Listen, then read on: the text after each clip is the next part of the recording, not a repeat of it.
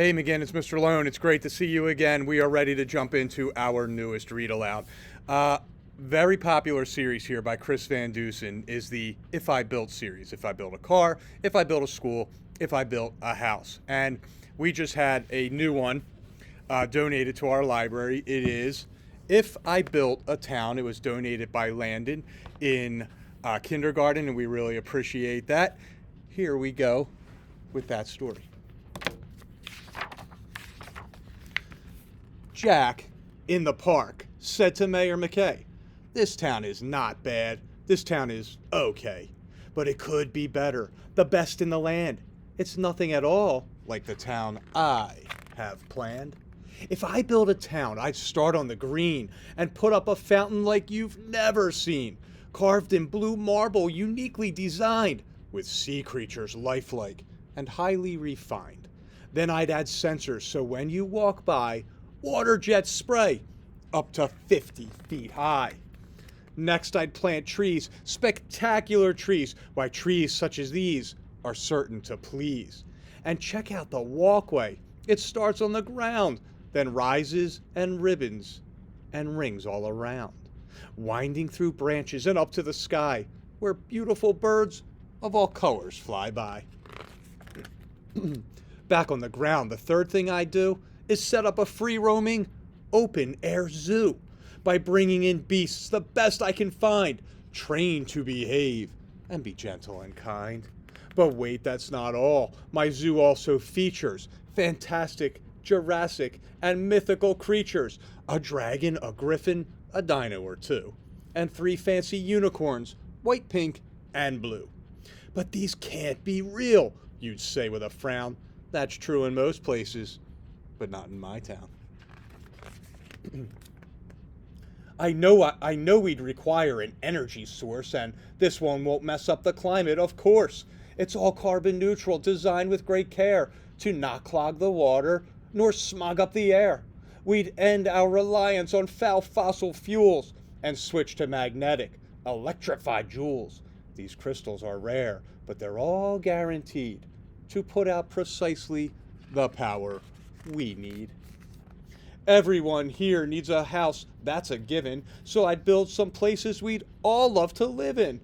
They're stylish inside with stunning decor, while outside they're bordered by gardens galore, with pools cool and curvy that soak up the sun, play sets constructed for maximum fun.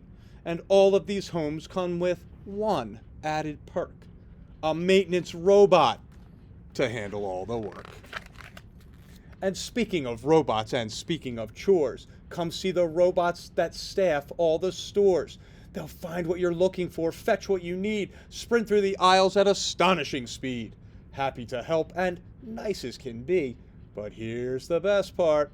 Look, everything's free.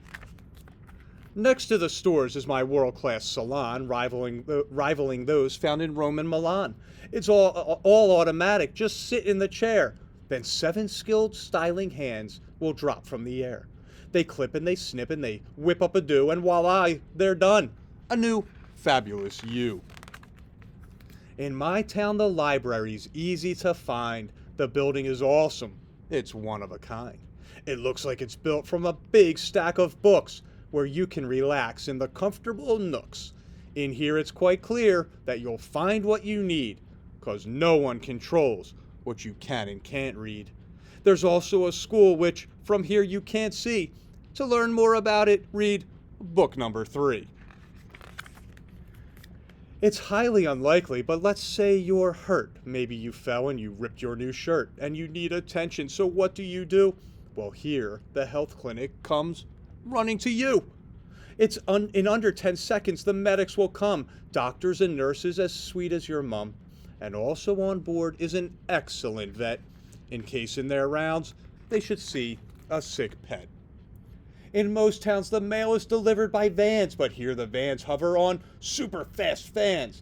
They pause at each place with their tubes made of chrome, then drop the mail down through the roof of your home.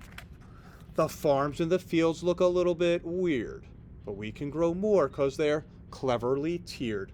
The crops on the top like the light from the sun, while those down below prefer little to none. Tended by tractors with multiple arms, if I build a town, that's how I'd plant farms.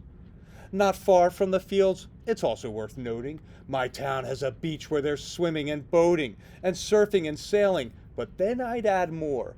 How about a water park built on the shore with all the attractions and all of the rides, like waterfall buckets and serpentine slides? Of course, there are restaurants, we all have to eat, but this one you won't find on any old street. This is a place called the Mermaid Cafe. It's built on the seabed, right under the bay. The food is fantastic, and so is the view. Submarine dining, now that's something new. In my town, I leave a few elements out, important decisions I'll tell you about. There's no fire station, for here's what I've learned. Build it all flameproof, and nothing gets burned. And also in my town, police are not needed, 'cause nobody argues and no one's mistreated. Everyone's friendly and nothing goes wrong. We all live together. We all get along. People would flock to the town that I made. We'd celebrate weekly with one big parade, featuring bands playing jubilant tunes and fabulous floats and bobbing balloons that fly through the sky just as grand as can be. One looks like you, and one looks like me. My town will be swanky, my town will be swell, my town will be prized as the best place to dwell. Vividly vibrant, yet sweetly serene. Take a few seconds to soak up the scene, where everybody's happy and nobody's blue. If I build a town, that's just what I do. So boys and girls, I hope you enjoyed that. I love this series because of the creativity it can tap into. You can make your own If I Build a Town book, school. What would you do for Fanwood or Scotch Plains if you had the chance? Write your own little tale. Have some fun with it. Practice your writing. We'll be back with more read alouds as the week goes on. You have an awesome night, McGinn. See you soon.